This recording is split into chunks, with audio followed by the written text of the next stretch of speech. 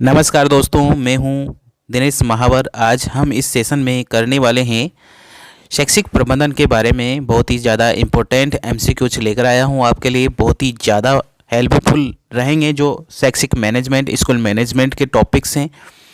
तो वीडियो अच्छा लगे तो दोस्तों लाइक और शेयर कर देना है। चैनल अभी तक सब्सक्राइब नहीं किया है तो सब्सक्राइब कर लीजिए, बेल आइकन प्रेस कर लीजिए ताकि आने वाले वीडियो की नोटिफिकेशन आपको मिल जाए। स्टार्ट करते हैं आज के पहले क्वेश्चन से। और पहला क्वेश्चन हमारे सामने है। सबसे पहला क्वेश्चन है जो आपके स्क्रीन पर है। राष्ट्रीय स्तर का शिक्षा के क्षेत्र में सर्वोच्च संगठन है। राष्ट्रीय स्तर का शिक्षा के क्षेत्र में सर्वोच्च संगठन है। ऑप्शन है एनसीईआरटी, सेकंड ऑप्शन है न्यूपा, थर्ड ऑप्शन है शिक्षा मंत्रालय और फोर्थ ऑप्शन है उपयुक्त सभी। आज जो सेशन में हम करने वाले हैं सभी के सभी क्वेश्चन की व्याख्या की गई है और बहुत ही अच्छे क्वेश्चन हैं, परीक्षा की दृष्टि से बहुत ही ज़्यादा इंपॉर्टेंट है। इस क्वेश्चन का जो आंसर है दोस्तों वो हो जाएगा शिक्षा मंत्रालय। शिक्षा मंत्रालय इस करेक्ट आंसर। इसकी व्याख्या देखते हैं। मानव संसाधन विकास मंत्रालय को शिक्षा मंत्रालय में बदल दिया गया है। तो मानव संसाधन विकास मंत्रालय 1985, पहले इसका नाम शिक्षा मंत्रालय ही था, लेकिन 1985 में इसका नाम एमएचआरडी मंत्रालय कर दिया गया था। एमएचआरडी मंत्रालय कर दिया था, मानव संसाधन विकास मंत्रालय कर दिया गया था, लेकिन 1985 को इसमें 2019 में इसका नाम वापस से शिक्षा मंत्रालय कर दिया गया है। तो ये राष्ट्रीय स्तर का सबसे सर्वोच्च जो है शिक्षा क्षेत्र में सर्वोच्च स्तर पर शिक्षा मंत्रालय है। ठीक है, कौन है? शिक्षा मंत्रालय। इसे एमएचआरडी मंत्रालय कहा जाता था पहले। अगला क्वेश्चन है मानव संसाधन विकास मंत्रालय की स्थापना कब की गई? ठीक है ना, एमएचआरडी मंत्रालय की स्थापना कब की गई थी? ऑप्शन एक है 1883, ऑप्शन 2 है 1886, ऑप्शन 3 है 1885, ऑप्शन 4 है 1889। ठीक है, तो इसका आंसर है 1885। 1885 में इसकी स्थापना की गई थी। अब इसकी व्याख्या देखते हैं। व्याख्या है पूर्व प्रधानमंत्री राजीव गांधी ने 1885 में एमएचआरडी मंत्रालय की स्थापना की गई थी। इसका मुख्य उद्देश्य था संपूर्ण मानवीय विकास के संसाधनों की व्यवस्था करना और इसका जो मुखिया होता था एमएचआरडी मंत्री होता था। प्रमुख विभाग हैं इसके यूनेस्को विभाग, विद्यालय शिक्षा विभाग, एनसीईआरटी व योजना समन्वय विभाग, उच्च शिक्षा विभाग। तो ये इसके प्रमुख विभाग हैं। यूनेस्को विभाग हैं, विद्यालय शिक्षा विभाग हैं, एनसीईआरटी योजना समन्वय विभाग हैं, उच्च शिक्षा विभाग हैं। ये इसके विभाग हैं प्रमुख। ठीक है, अब ये एमएचआरडी मंत्रालय जो है वो शिक्षा मंत्रालय के नाम से जाना जाता है। ठीक है, तो इसका वर्तमान नाम क्या है? शिक्षा मंत्रालय।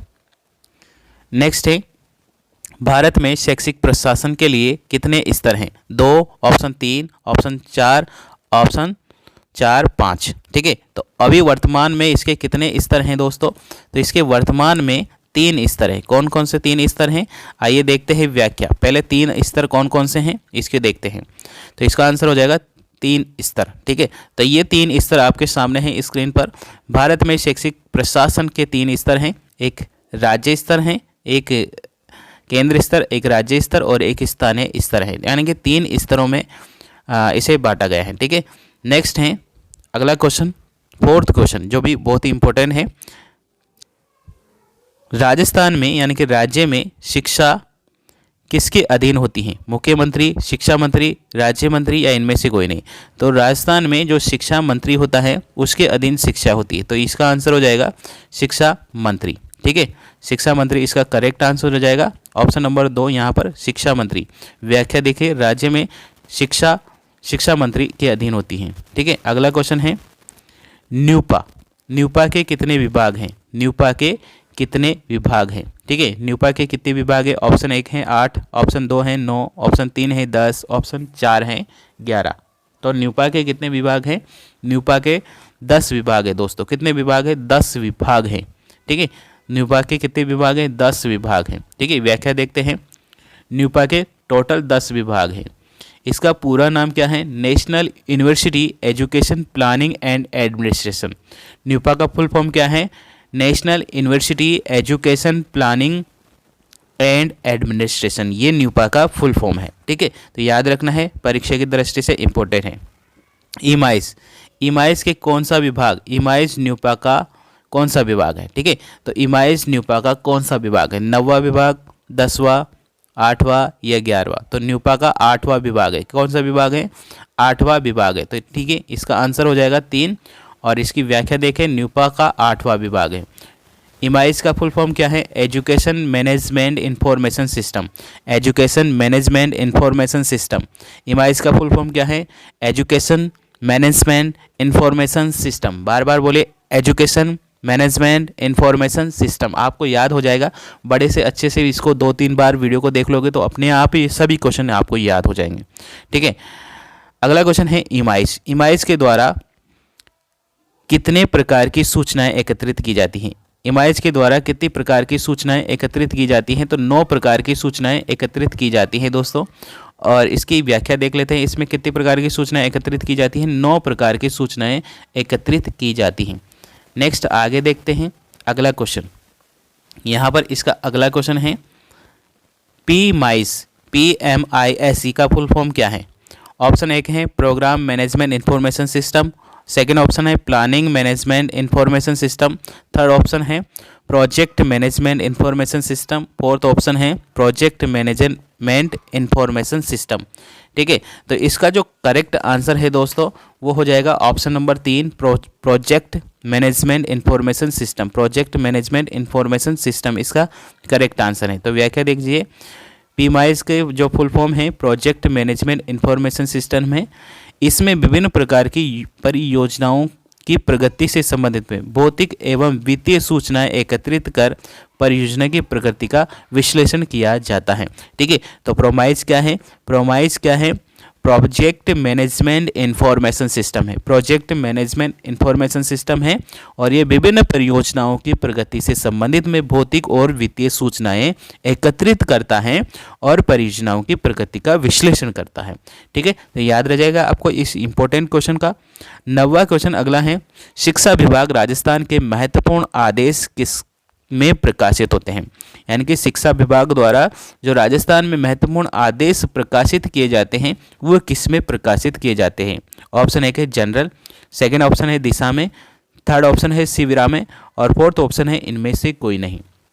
तो जो शिक्षा विभाग के द्वारा राजस्थान में महत्वपूर्ण आदेश प्रकाशित किए जाते हैं वो शिविरा के माध्यम से प्रकाशित किए जाते हैं। शिविरा एक पत्रिका होती है। ठीक है, तो इसकी व्याख्या देख लेते हैं। शिविरा शिक्षा विभाग राजस्थान पत्रिका है। ठीक है, शिविरा क्या है? शिक्षा विभाग राजस्थान पत्रिका है। इसका प्रकाशन निर्देशालय माध्यमिक शिक्षा द्वारा किया जाता है। निर्देशालय माध्यमिक शिक्षा द्वारा किया जाता है। अगला है डाइट का सर्वोच्च अधिकारी। डाइट का सर्वोच्च अधिकारी कौन होता है? ठीक है, डाइट का सर्वोच्च अधिकारी कौन होता है? ठीक है, ऑप्शन है 1 अधिकारी, सेकंड है अध्यापक, थर्ड है प्राध्यापक और फोर्थ है मंत्री। ठीक है, तो इसका जो प्राध्यापक हैं यानी कि प्रधानाध्यापक हैं वो इसका डाइट का सर्वोच्च प्राधिकारी होता है। ठीक है, सर्वोच्च प्राधिकारी होता है। अगले क्वेश्चन की तरफ बढ़ते हैं और अगला क्वेश्चन है हमारे सामने 11वां क्वेश्चन। जिले की शीर्ष अकादमी संस्था कौन सी है? जिले की शीर्ष अकादमी संस्था कौन सी है? IASE, CET, डाइट या इनमें से कोई नहीं। ठीक है, तो कौन सी संस्था है जो जिले की सर्वोच्च अकादमिक संस्था मानी जाती है? जिले की सर्वोच्च अकादमिक संस्था डाइट मानी जाती है। कौन सी मानी जाती है? डाइट इसका आंसर हो जाएगा। ठीक है, अगला है डाइट में कितने प्रकार के प्रशिक्षण दिए जाते हैं? डाइट में कितने प्रकार के प्रशिक्षण दिए जाते हैं? ऑप्शन 1 है 2, ऑप्शन 2 है 3, ऑप्शन 3 है 4, ऑप्शन 4 है 5। तो इसका जो करेक्ट आंसर है दोस्तों, डाइट में जो होती हैं 2 प्रकार की सूचनाएं दी जाती हैं, 2 प्रकार के प्रशिक्षण दिए जाते हैं। अब वो प्रशिक्षण कौन से हैं व्याख्या देखते हैं। ठीक है, एक तो होता है 2 प्रकार के प्रशिक्षण प्रदान किए जाते हैं। एक तो होता है सेवा पूर्ण प्रशिक्षण और एक सेवाकालीन प्रशिक्षण, मतलब सेवा के पूर्व है ना, सेवा प्रारंभ करने से पहले जो प्रशिक्षण दिया जाता है, जैसे B.Ed होता है, BSTC होता है, उसमें शिक्षण विधियाँ करवाई जाती हैं। ठीक है, आजकल आर्टिकलशिप ट्रेनिंग चलती है। ठीक है, तो ये शिक्षा पूर्व प्रशिक्षण होता है। और सेवाकालीन जो बहुत सारे शिक्षक अधिवेशन बुलाए जाते हैं वो सेवाकालीन अधिवेशन होते हैं। ठीक है, तो सेवाकालीन प्रशिक्षण और सेवा पूर्व प्रशिक्षण होता है। ठीक है, तो ये हो जाता है। अगला क्वेश्चन है, राजकीय उच्च अध्ययन शिक्षा संस्थान बीकानेर की स्थापना कब की गई है? राजकीय उच्च अध्ययन शिक्षा संस्थान बीकानेर की स्थापना कब की गई है? 1950 में, 1945 में, 1949 में। ठीक है, तो इसका जो करेक्ट आंसर हो जाएगा दोस्तों, ये हो जाएगा 1940 इसका करेक्ट आंसर ऑप्शन नंबर 3 यहाँ पर हो जाएगा। ठीक है, व्याख्या देखते हैं। 1940 में स्थापित, ठीक है, 1940 में स्थापित हुई है और 1956 में इसे बीएड मान्यता मिली है, 1970 में इसे एमएड की मान्यता मिली है और सितंबर 1988 में इसे इमाइज बना दिया गया है। ठीक है, तो इमाइज की जो इमाइज की जो स्थापना है, यानी कि राजकीय उच्च अध्ययन शिक्षा संस्थान जो बीकानेर है, उसकी स्थापना कब हुई है? तो वो हुई है 1940 में। ठीक है, किसकी स्थापना 1940 में हुई है? राजकीय उच्च अध्ययन शिक्षा संस्थान बीकानेर। ठीक है, इसकी स्थापना हुई है। 1956 में इसे बीएड की मान्यता मिली है और 1970 में से एमएड की मान्यता मिली है। ठीक है, सितंबर 1988 में से इमाइज बना दिया गया है। ठीक है, तो इमाइज के बारे में ये क्वेश्चन इंपॉर्टेंट बन जाता है। इमाइज के कितने विभाग होते हैं? इमाइज के कितने विभाग हैं? ऑप्शन 1 है 9, ऑप्शन 2 है 8, ऑप्शन 3 है 7, ऑप्शन 4 है 10। तो इमाइज के कितने विभाग हैं ये आपको पता होना चाहिए। कितने विभाग हैं? तो कितने विभाग हैं इसके? 8 विभाग हैं। कितने विभाग हैं? 8 विभाग है, याद रखना है। ठीक है, 8 विभाग हैं इमाइज के। ठीक है, अगले क्वेश्चन की तरफ बढ़ते हैं। राज्य अध्ययन शिक्षा संस्थान अजमेर द्वारा किन किन जिलों में वरिष्ठ अध्यापकों को प्रशिक्षण दिया जाता है? तो कौन सी जगह वरिष्ठ अध्यापकों को प्रशिक्षण प्रदान किया जाता है? कौन कौन से राजकीय जिले हैं जहां पर राजस्थान अध्ययन शिक्षा संस्थान अजमेर के द्वारा किन किन वरिष्ठ जिलों में वरिष्ठ अध्यापकों को प्रशिक्षण दिया जाता है? ठीक है, तो ये ऑप्शन है जयपुर, जोधपुर, पाली, नागौर। सेकंड है अजमेर, जोधपुर, अजमेर, धौलपुर, करौली। थर्ड ऑप्शन है भीलवाड़ा, राजसमंद, करौली। फोर्थ ऑप्शन है डूंगरपुर, बांसवाड़ा, प्रतापगढ़। ठीक है, तो इसका जो आंसर हो जाएगा दोस्तों वो हो जाएगा सेकंड ऑप्शन, अजमेर, धौलपुर, करौली। अजमेर, धौलपुर, करौली यहाँ पर करेक्ट आंसर हो जाएगा। ठीक है, अगला क्वेश्चन है, राजस्थान में वर्तमान में कितने डाइट हैं? तो राजस्थान में प्रत्येक जिले में एक वर्तमान यानी कि 33 डाइट हैं। वर्तमान में कितनी डाइट है? 33 डाइट है। ठीक है ना, प्रत्येक जिले में एक डाइट की स्थापना की गई है, तो 33 डाइट यहाँ पर थी। अब जिलों की संख्या 41 हो गई है, तो देखते हैं आगे क्या होता है। ठीक है, अभी तो ये याद रखना है आपको, राजस्थान में वर्तमान में 33 डाइट है। ठीक है, कौन सा स्तर अत्यधिक महत्वपूर्ण होता है जिसमें सभी योजनाओं का क्रियान्वयन होता है, जो सभी स्तरों की सभी स्तरों का नींव का पत्थर है? ठीक है, तो कौन सा अति महत्वपूर्ण होता है जिसमें सभी योजनाओं का क्रियान्वयन होता है, जो सभी स्तरों में नींव का पत्थर होता है? समुदाय स्तर, राज्य स्तर, स्थानीय स्तर, शाला स्तर। ठीक है, तो इसका जो करेक्ट आंसर हो जाएगा दोस्तों वो हो जाएगा शाला स्तर। शाला स्तर यानी कि विद्यालय स्तर पर। अगला क्वेश्चन है, राजस्थान राज्य खुला विश्वविद्यालय किस अधिनियम के अंतर्गत स्थापित किया गया है? जो राजस्थान राज्य खुला विश्वविद्यालय है वो किसके अंतर्गत यानी कि किस अधिनियम के अंतर्गत उसे स्थापित किया गया है? ठीक है, तो यहाँ पर ऑप्शन है राजस्थान संस्थान पंजीयन अधिनियम 1900।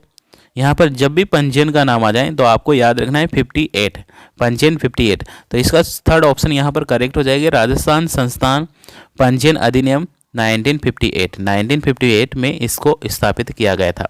ठीक है, तो यहाँ पर राजस्थान संस्थान पंजीयन अधिनियम 1958 में स्थापित किया गया है। अगला क्वेश्चन बात करते हैं, 19 नंबर का क्वेश्चन है और बहुत ही इंपॉर्टेंट क्वेश्चन है। ठीक है, वर्तमान में राजस्थान के राजकीय विद्यालयों में किन किन अल्पसंख्यक भाषाओं को शिक्षण की व्यवस्था की गई है? ठीक है, तो कौन कौन सी भाषाओं की अल्पशिक्षक भाषाओं की व्यवस्था की गई है यहाँ पर? तो इसका जो ऑप्शन है आपके सामने है, सारे के सारे ऑप्शन। ठीक है। लेकिन इसका करेक्ट आंसर हो जाएगा ऑप्शन नंबर 3, गुजराती, पंजाबी, उर्दू, सिंधी। गुजराती, पंजाबी, उर्दू, सिंधी जो भाषाएं हैं उनकी अल्पसंख्यक भाषाएं की श्रेणी में आती हैं और ये शिक्षण की व्यवस्था यहाँ पर राजस्थान में की गई है। ठीक है, गुजराती पढ़ना चाहें या पंजाबी, उर्दू पढ़ना चाहें या सिंधी पढ़ना चाहें आप पढ़ सकते हैं। ठीक है, ये अल्पसंख्यक भाषाओं को राजस्थान में विद्यालयों में पढ़ाया जाता है। ठीक है, तो ये भाषाएं हैं। अगला है, यानी कि इसका व्याख्या देखें। वर्तमान में राजस्थान में राजकीय विद्यालयों में गुजराती, पंजाबी, उर्दू और सिंधी ये 4 भाषाएं प्रमुख हैं। अल्पसंख्यक भाषा शिक्षण की व्यवस्था की गई है। ठीक है, आज का अंतिम और लास्ट क्वेश्चन देखते हैं। राजस्थान स्टेट ओपन स्कूल की स्थापना कब की गई? बहुत ही इंपॉर्टेंट क्वेश्चन है, परफेक्ट जो परीक्षा में पूछा जाएगा। ठीक है, और इम्पोर्टेंट मान के चलिए, और ये लास्ट क्वेश्चन इम्पोर्टेंट इतना धांसू है जो परीक्षा में छपने वाला है। ठीक है, अब ये इसका जो करेक्ट आंसर है दोस्तों वो है 21 मार्च 2005। 21 मार्च 2005 इसका करेक्ट आंसर हो जाता है।